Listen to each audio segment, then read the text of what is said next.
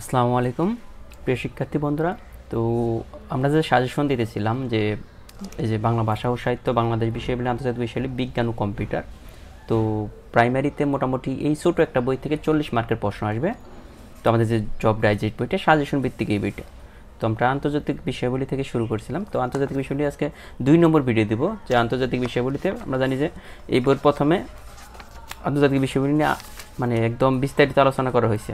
এরপর বইয়ের শেষে দেওয়া হয়েছে আমাদের মোটামুটি বইয়ের শেষে যে আমাদের বলছি যে বইয়ের শেষে যে সাজেশনটা দেওয়া আছে এগুলোও যদি কেউ শেষ করেন এখান থেকেও আপনারা 70 থেকে 90% কমন পাবেন। তো এখানে প্রায় 2700 মতো প্রশ্ন দেওয়া আছে, 2600 2700। তো এর আগে আমরা অলরেডি 103 পর্যন্ত আলোচনা করেছি। আজকে আমরা 160 থেকে 200 পর্যন্ত আলোচনা করব মোটামুটি। তো দেখেন, তো ঘুরে ফিরে কিন্তু এই জিনিসগুলো একদম কিন্তু সিলেক্টেড যে টপিকসগুলো এগুলোই কিন্তু পরীক্ষায় আসে। তো এর বাইরে পড়তে হবে না। আর চাইলে আপনারা যদি বলেন যে না আমি আলোচনা সহকারে পড়বো, তাহলে আমাদের এই যে এই বইয়ের শুরুতেই আলোচনা সহকারে আছে, তো আপনার ইচ্ছা। তো দেখেন আমরা 104 নম্বর যে প্রশ্নটা আছে, দেখেন প্রাচীন গ্রীসের অন্ধ মহাকবির নাম। এটা আমরা সবাই জানি যে অন্ধ মহাকবির নাম ছিল কে? হোমার। তো হোমার কোন ভাষার কবি ছিলেন? গ্রিক। এই যে গ্রিক ভাষার কবি ছিলেন হোমার। হোমারের মহাকাব্যের নাম ইলিয়ড বা ওডিসি। ঠিক তো পরীক্ষায় আসে প্রত্যেকটা জিনিসই। বিখ্যাত গ্রন্থ ওডিসি এর রচয়িতা হোমার। দেখেন বিখ্যাত গ্রন্থ ওডিসি এর রচয়িতাকে হোমার, ইলিয়ড বা ওডিসি। তারপরে প্রাচীন গ্রিক নাট্যকার এটা ছিল সোফোক্লিস। সোফোক্লিস ছিল কোন দেশের?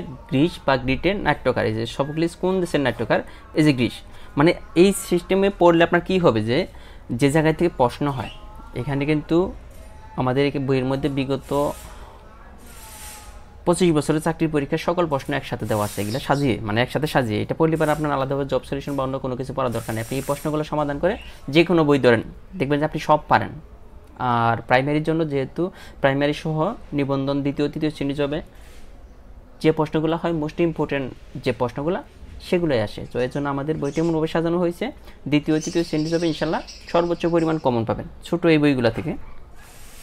এরপর হচ্ছে ইডিপাস কি? ইডিপাস হচ্ছে একটি নাটক। আর রাজা ইডিপাস নাটকের রচিত হয়েছে সোফোক্লিস। তো দেখেন মানে জিনিসগুলো কিন্তু একসাথে পড়তেছেন, কিন্তু আপনি দেখা গেল যে বিগত সালে যদি প্রশ্ন পড়তে চান তাহলে কিন্তু এক একটা জিনিস এক একটা জায়গায় আপনার মনে থাকবে না, এখানে কিন্তু একসাথে গোছানো। হেরাডোটাস এর জন্মভূমি গ্রিস। ইতিহাসের জনককে? এই যে হেরাডোটাস। তাহলে ইতিহাসের জনক হইতেছে হেরাডোটাস, আর হেরাডোটাসের জন্মভূমি কোথায়? গ্রিস বা গ্রিক। বিজ্ঞানসম্মত ইতিহাসের জনক, দেখেন একই জিনিস, ইতিহাসের জনক হইতেছে হেরাডোটাস আর বিজ্ঞানসম্মত ইতিহাসের জনক হইতেছে থুকিরাইডিস। তো এই জিনিসগুলো আপনাকে মনে রাখতে হবে। হিস্টোরি কোন ভাষা থেকে উৎপত্তি লাভ করছে? গ্রিক। এই যে হিস্টোরিয়াস গ্রন্থটি কার লেখা? লেখা হয় কোন যুগে? প্রাচীন যুগে হিস্টোরিয়াস। আর হিস্টোরিয়াস গ্রন্থটি লিখেন একজন গ্রিক।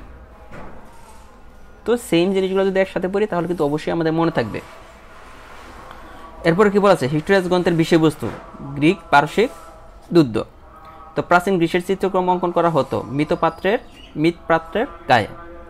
পৃথিবীর মানচিত্র প্রথম কারা অঙ্কন করে? গ্রিকটা। পৃথিবীর মানচিত্র সর্বপ্রথম অঙ্কন করছে গ্রিকটা। এটা কিন্তু খুবই কমন একটা প্রশ্ন। তো প্রথম অলিম্পিক খেলা শুরু হয় কোথায়? গ্রীষ্মে। এই যে কখন শুরু হয়?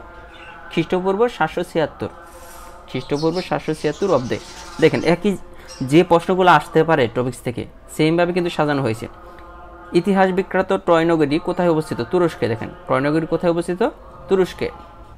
এরপর যে প্রশ্নটা আছে দেখেন, man is the measure of all things উক্তিটি কার? এটা হচ্ছে পিথাগোরাসের। I do die you to live which is better only God knows উক্তিটি কার? এটা হচ্ছে সক্রেটিস। দেখেন এই উক্তিগুলো কিন্তু পরীক্ষা আসে। ভার্চু ইজ নলেজ, এটা হচ্ছে সক্রেটিসের। এটাও virtue is the knowledge and education is the main thing acquire virtue কার উক্তি? এটা হচ্ছে প্লেটোর। দেখেন এই যে উক্তিগুলো আছে এগুলো কিন্তু পরীক্ষায় আসে। তো একসাথে পড়লে আপনার কিন্তু মনে থাকবে। এই যে জ্ঞানীপূর্ণ কে বলেছেন? এটা হচ্ছে প্লেটো। এই যে virtue is knowledge and education এটা আর কি। যে সমাজে বাস করে না সে হয় পশু না হয় দেবতা উক্তিটি কে বলেছেন? এটা কিন্তু পরীক্ষায় আসছে অনেকবার। এরিস্টটল কি বলেছে? যে সমাজে বাস করে না সে হয় পশু না হয় দেবতা। মানুষ সামাজিক ও রাজনৈতিক জীব উক্তিটি কার? এরিস্টটল। মানুষ সামাজিক জীব এই কথাটাই এরিস্টটল বলছে। একই কোশ্চেন। মানুষ প্রকৃতিগতভাবে রাজনীতির কবি কে বলেছেন? এটা বলেছেন এরিস্টটল। দেখেন নদীমাতৃক সভ্যতা নয়, একমাত্র রোমান সভ্যতা ছিল যেটা নদীমাতৃক ছিল না, আমার নদীকে কেন্দ্র করে গড়ে ছিল না। এই যে প্রাচীন যুগে নগররাষ্ট্র ছিল প্রাচীন গ্রিস আর রোমে। জুলিয়াস সিজার 1.5 বছর পূর্বে রোমের শাসক ছিলেন, 2000 বছর আগে রোমের শাসক ছিলেন। এরপর আমরা করব যে এলাম দেখলাম জয় করলাম কথাটি বলেছেন জুলিয়াস সিজার। এটা অনেকবার আসছে পরীক্ষায়। তো জুলিয়াস সিজার বিখ্যাত রোমান সম্রাট হিসেবে, জুলিয়াস সিজার বিখ্যাত হচ্ছে রোমান সম্রাট হিসেবে, জুলিয়াস সিজার হচ্ছে বিখ্যাত। ক্লিওপেট্রা কোন দেশের রানী ছিলেন? মিশর। দ্য সিটি অফ গড গ্রন্থের রচয়িতা Saint Augustine. City of God, serpent of the Nile নামে পরিচিত রানী ক্লিওপেট্রা। তো ইনিট কে লিখেছেন? ইনিট লিখেছিলেন ভার্জিল। এটা কিন্তু আসছে অনেকবার। তো রোমান সভ্যতার অবদান, আইন প্রণয়ন। রোমান সভ্যতা কী করেছিল? প্রথমে আইন প্রণয়ন করেছিল। ইনকা সভ্যতার ধ্বংসাবশেষ পাওয়া গেছে পেরুতে, এটা কিন্তু 41তম বিসিএসেও আসছিল। নতুন সপ্তাচার্য মাচু পিচ্চু কোন সভ্যতা নিদর্শন? এটা হচ্ছে ইনকা সভ্যতা। দেখেন ইনকা সভ্যতার রিলেটেড বিষয়বস্তুগুলো কিন্তু একসাথে আমাদের চলে আসতেছে। এই যে বিশ্ব ঐতিহ্য মাচু পিচ্চু কোথায় অবস্থিত? এই যে পেরুতে। ইনকা সভ্যতার মধ্যে এটা অবস্থিত, আর ইনকা সভ্যতা অবস্থিত পেরুতে। ইনকা সভ্যতার ব্যক্তিকাল 1438 থেকে 1533 খ্রিস্টাব্দ। মেক্সিকোকে কেন্দ্র করে গড়ে ওঠা একটি প্রাচীন সভ্যতার নাম আজটেক। মেক্সিকোকে কেন্দ্র করে গড়ে ওঠা একটি প্রাচীন সভ্যতার নাম হচ্ছে আজটেক। আয়তনের দিক দিয়ে পৃথিবীর তৃতীয় বৃহত্তম দেশ হচ্ছে মার্কিন যুক্তরাষ্ট্র।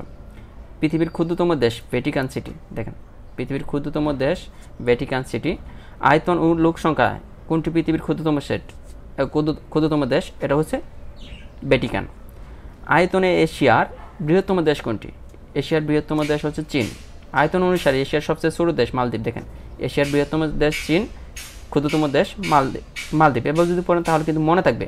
আফ্রিকা মহাদেশের সবচেয়ে বড় দেশ আলজেরিয়া। আয়তনের দিক থেকে আফ্রিকার ক্ষুদ্রতম দেশ দেখেন সিসেলিস। এভাবে যদি পড়েন কম্পেয়ার করে তাহলে কিন্তু মনে থাকবে। আর একটা জিনিস যদি এক জায়গায় পড়েন তাহলে কিন্তু মনে থাকবে না। আয়তনে দক্ষিণ আমেরিকার বৃহত্তম দেশ হচ্ছে কি? এই যে ব্রাজিল। আর পৃথিবীর উচ্চতম রাজধানীর নাম লাপাস। কোনটিকে ইউরেশিয়ান রাষ্ট্র হিসেবে বিবেচনা করা হয়? তুরস্ককে বলা হয় ইউরেশিয়ান রাষ্ট্র, কারণ এটা দুইটা মহাদেশে অবস্থিত, এশিয়া আর ইউরোপ। পৃথিবীর কোন দেশ দুইটি মহাদেশে পড়েছে? যে মিশরও দুইটি মহাদেশে পড়েছে, আবার তুরস্ক দুইটি। কোন দেশ একই সাথে এশিয়া ও ইউরোপে অবস্থিত? আজারবাইজান বা তুর্কি।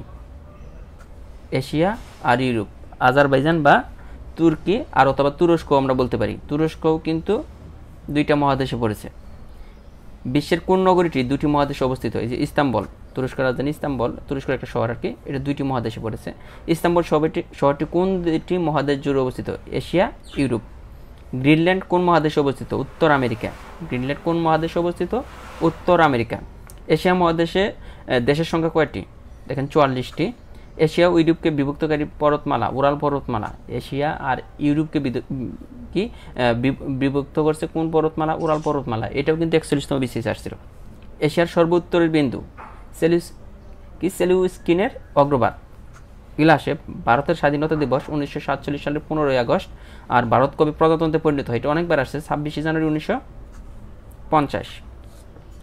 ভারতের প্রজাতান্ত্রিক দিবস কোনটি? 26শে জানুয়ারি, ওইটাই। ভারতের মোট অঙ্গরাজ্য বর্তমানে হচ্ছে 28টি। মোট অঙ্গরাজ্যের সংখ্যা হচ্ছে 28টি।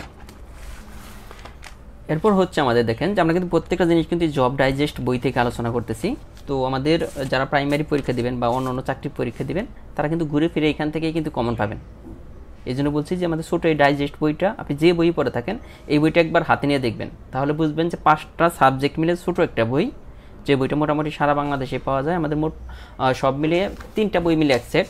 জব ম্যাথ যারা হচ্ছে সবচেয়ে পপুলার আমাদের বইটা, লার্নিং স্কুল জব ম্যাথ। 25 থেকে 30 সেকেন্ডে আপনি যদি গণিত সমাধান করতে চান তাহলে এই বইটা আপনার লাগবে, এই জব ম্যাথ বইটা। আর একটা বই হচ্ছে আমাদের সেমভাবে ইংলিশের জন্য একটা বই, জব ইংলিশ। আপনারা জানেন ইংলিশ আর ম্যাথ একটু বেশি পড়তে হয় কমন পেতে হলে, তো এই জন্য আমাদের এই ম্যাথ আর ইংলিশ মিলে 2টা বই, আর বাকি সকল বিষয়ের জন্য একটা বই। এটা হচ্ছে জব ডাইজেস্ট, যে বই নিয়ে আমরা আলোচনা করতেছি, প্রত্যেকটা সাজেশন আকারে দেওয়া আছে। আর একটা বই আছে আমাদের যারা প্রাইমারি পরীক্ষা দেবেন তাদের জন্য স্পেশালভাবে, এটা হচ্ছে লার্নিং স্কুল প্রাইমারি চূড়ান্ত সাজেশন, প্রশ্ন ব্যাংক, মডেল টেস্ট আর সাম্প্রতিক বিষয়গুলি। অবশ্যই আপনারা একটা জিনিস মনে রাখবেন যে ভালো এক সেট বই কিন্তু আপনাকে আপনার লক্ষ্যে পৌঁছে দিতে পারে। আমাদের বইগুলো আমরা বারবার বলতেছি বিসিএস বা ব্যাংকের জন্য নয়, কিন্তু প্রাইমারি, নিবন্ধন, দ্বিতীয় তৃতীয় শ্রেণীর জবের জন্য আমাদের 3টা বই পড়লে ইনশাল্লাহ টিকার জন্য যে মার্ক দরকার তার চেয়ে বেশি পরিমাণ মার্ক কমন থাকে। কারণ লাস্ট দুর্নীতি দমন যে পরীক্ষাটা হয়েছিল ওইখানে আমাদের জব ম্যাথ থেকে মোটামুটি 100% কমন আসছে। এই এনএসএ এর পরীক্ষাতে 20টা ম্যাথের মধ্যে 17টা ম্যাথ, আমাদের ইউটিউব চ্যানেলে ভিডিও আছে, দেখতে পারেন। আর সমাজসেবা অধিদপ্তরের 100% কমন আসছে। তো এই জন্য বলবো যে আমাদের বইগুলো প্রকাশ হওয়ার পর যতগুলো এক্সাম হয়েছে মোটামুটি 100% কমন না, বা 90 থেকে 70%। একটা চাকরির পরীক্ষায় 65 থেকে 70% পেলেই হয়, 100% পেতে হয় না। এই জন্য আমি বলবো যে আমাদের বইগুলো প্রথম থেকে শেষ পর্যন্ত ভালোভাবে পড়তে হবে, প্লাস আমাদের ভিডিও দেখে দেখে যদি প্র্যাকটিস করেন ম্যাথ দেখে, তাহলে ম্যাথ আর ভুল হওয়ার সম্ভাবনা নেই। আর সারা বাংলাদেশে আমাদের বইগুলো পাওয়া যায়, অবশ্যই দেখবেন যে লার্নিং স্কুল লেখা আছে কিনা। প্রত্যেকটা বইয়ের উপরে এরকম লার্নিং স্কুল লেখা থাকবে। কারণ আমাদের বইগুলো দেখে এখন অনেকেই এই নাম দিয়ে জব ম্যাথ বই অনেকেই বের করছে। তো এই জন্য বলবো যে অবশ্যই, আর যারা অনলাইন বা কুরিয়ার নিতে চান তারা এই নম্বর যোগাযোগ করলেই হবে, 01764077126। এই নম্বর ফোন দিলে আপনাকে আপনার ঠিকানায় বই পাঠিয়ে দেবে। আবার বলতেছি যে যেহেতু সবচেয়ে বড় চাকরির পরীক্ষা প্রাইমারি পরীক্ষাটা হবে এবার, অবশ্যই আমাদের এক সেট বই পড়তে আপনার সর্বোচ্চ হলে 1.5 থেকে 2 মাস টাইম লাগবে। আপনি অনেক বড় বড় বই পড়তেছেন, কোনো সমস্যা নেই, বাট আমাদের বইগুলো আগে শেষ করেন। এগুলো শেষ করার পর আপনার মধ্যে যদি মনে হয় না আমার আরও পড়তে হবে, তাহলে পড়েন, কিন্তু অ্যাটলিস্ট এই বইগুলো শেষ করতে হবে, কারণ ঘুরে ফিরে এই প্রশ্নগুলো চাকরির পরীক্ষায় আসে। এরপরে দেখেন যে ভারতের কনিষ্ঠতম রাজ্য, নতুন রাজ্য তেলেঙ্গানা কোন রাজ্যের অংশ ছিল? অন্ধ্রপ্রদেশ। তেলেঙ্গানা ছিল কার? অন্ধ্রপ্রদেশ। কখন সিকিম ভারতের সাথে একীভূত হয়? সিকিম ভারতের সাথে এক হয় 1975 সালে। দেরাদুন কোন দেশে অবস্থিত? ভারত। আন্দামান দ্বীপপুঞ্জ কোন দেশের অন্তর্গত? এটা ভারত। দেখেন সেভেন সিস্টার্স, এটাও ভারত। সেভেন সিস্টার্স কি? ভারতের 7টি অঙ্গরাজ্য। দেখে নিচ্ছি জিনিসগুলো কিন্তু একসাথে, যেটা পড়লে আপনার মনে থাকবে। ভারতের কোন অঞ্চলকে কোন অঞ্চলের 7টি প্রদেশকে একত্রে সেভেন সিস্টার্স বলা হয়? উত্তর পূর্বাঞ্চলের 7টি প্রদেশকে একত্রে বলা হয় সেভেন সিস্টার্স। ভারতের সেভেন সিস্টার্স রাজ্যসমূহের অন্তর্ভুক্ত নয়, এটা কেরালা। ঠিক আছে, এটা আমাদের বই কিন্তু বিস্তারিত আলোচনা আছে, তো আপনি চাইলে ওইখানে পড়ে আসতে পারেন। তো ভারতের কোন রাজ্যের রাজধানী কি? ইম্ফল, এটা হচ্ছে মণিপুর। আগরতলা ভারতের কোন রাজ্যের রাজধানী? ত্রিপুরা। চিকেন লেক হচ্ছে শিলিগুড়ি করিডোর। পৃথিবীতে এমন 2টি দেশ আছে যাদের একটি ম্যাপ আঁকলে অন্যটির ম্যাপ স্বয়ংক্রিয়ভাবে আঁকা হয়ে যায়। এটা হচ্ছে ভারত, বাংলাদেশ। ভারতের ম্যাপ যদি আঁকা হয় তাহলে বাংলাদেশের ম্যাপ স্বয়ংক্রিয়ভাবে আঁকা হয়ে যায়। এরপরে বলছে ভারতীয় জনতা পার্টির মতে অধিকৃত কাশ্মীরদের সংগ্রামের একমাত্র সমাধান হচ্ছে সংবিধান থেকে কাশ্মীরের বিশেষ মর্যাদা প্রত্যাহার। মানে এই সংবিধান থেকে কাশ্মীরের যে মর্যাদা দেওয়া হয়েছে, বিশেষ একটা মর্যাদা, এটা তো বাদ দেওয়া হয়, তাহলে এখানে যে যুদ্ধ হয় বা হয় তাদের মতে যে এটাই কি হয়ে যাবে? সমাধান হয়ে যাবে। ভারতের প্রথম রাষ্ট্রপতি ছিল রাজেন্দ্র প্রসাদ। ভারতের প্রথম রাষ্ট্রপতি, এটা আসছে অনেকবার। কোন বিজ্ঞানী পরবর্তীতে ভারতের রাষ্ট্রপতি হন? এপিজে আব্দুল কালাম। উনি বিজ্ঞানী ছিলেন এবং ভারতের রাষ্ট্রপতি হয়েছিলেন। এই যে বুবস কেলেঙ্কারি কোন দেশের সাথে জড়িত? ভারত। ভারতের কোন প্রধানমন্ত্রী বুবস অস্ত্র কেলেঙ্কারি নামের সাথে জড়িত ছিল? রাজীব গান্ধী। রাজীব গান্ধীকে হত্যার জন্য বোমা বহনকারী আত্মঘাতী মহিলার নাম হচ্ছে কি? দানু। আত্মঘাতী মহিলাটির নাম ছিল দানু। তো এটা কিন্তু পরীক্ষায় আসছে কয়েকবার। রাজীব গান্ধীর মৃত্যুর পর কে কংগ্রেস সভাপতি নিযুক্ত হন? নরসিমা রাও। রাজীব গান্ধীর মৃত্যুর পর কাকে ভারতের অর্থনীতির সংস্কারের স্থপতি বলা হয়? যে মনমোহন সিংকে ভারতের অর্থনীতির কি বলা হয়? স্থপতি বলা হয়। মাদার তেরেসা শান্তিতে নোবেল পুরস্কার পান 1979 সালে। Mother Teresa. তো মাদার তেরেসা জন্মগ্রহণ করেছিলেন ম্যাসেডোনিয়া। দেখেন মাদার তেরেসা রিলেটেড যে প্রশ্নগুলো একসাথে পেয়ে যাবেন। মাদার তেরেসা পথের অবহেলিত শিশুদের জন্য কোথায় প্রথম আশ্রয় খোলেন? কলকাতা। মাদার তেরেসা পরিচালিত দাতব্য প্রতিষ্ঠানটির নাম মিশনারিজ অফ চ্যারিটি। আমরা সবাই জানি। বিংশ শতাব্দীর শ্রেষ্ঠ মানুষ হচ্ছে মাদার তেরেসা। শান্তির জন্য প্রথম কোন মহিলা নোবেল পুরস্কার পান? প্রথম মহিলা নোবেল পুরস্কার পান তিনি হচ্ছেন মাদার তেরেসা 1979 সালে, শান্তির জন্য প্রথম। জন্মসূত্রে বাঙালি যে অর্থনীতিবিদ নোবেল পুরস্কার পান? অমর্ত্য সেন। জন্মসূত্রে বাংলাদেশে জন্মগ্রহণ করেছে। তো অমর্ত্য সেন কোন বিষয়ে গবেষণা করে নোবেল পুরস্কার পান? এটা দুর্ভিক্ষ ও দারিদ্র। দেখেন অমর্ত্য সেন রিলেটেড যে প্রশ্নগুলো একসাথে কিন্তু রয়েছে। প্রপার্টি অ্যান্ড ফেমিনিস্ট গ্রন্থের রচিত হচ্ছে অমর্ত্য সেন। এরপরে দেখেন যে দ্য আইডিয়া অফ জাস্টিস, এটাও অমর্ত্য সেনের লেখা। অমর্ত্য সেনের মতে গণতান্ত্রিক দেশে যা থাকা নয় দুর্ভিক্ষ। গণতান্ত্রিক দেশে কি থাকবে না? দুর্ভিক্ষ থাকতে পারে না। কার মতে? অমর্ত্য সেনের মতে।